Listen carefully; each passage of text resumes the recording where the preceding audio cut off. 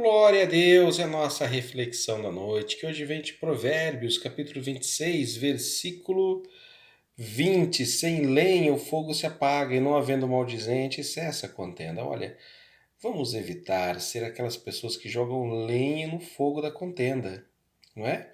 Sem lenha o fogo se apaga. Mas tem muitas pessoas que ficam jogando cada vez mais lenha no fogo das contendas. Vamos evitar o crescimento da contenda, vamos ser pacificadores e não aqueles que alimentam as brigas. Amém, irmãos?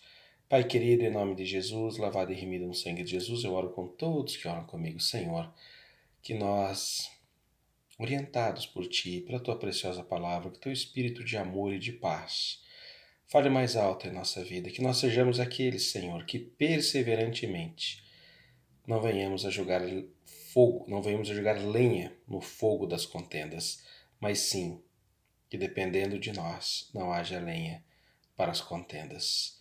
Porque bem-aventurados, como o Senhor disse, ó querido Jesus, são os pacificadores e estes serão chamados filhos de Deus. Em nome de Jesus eu orei. Amém? Seja um pacificador, não um contencioso. Jesus te ama. Tenha uma ótima noite. Amanhã de manhã, devocional do dia. A paz!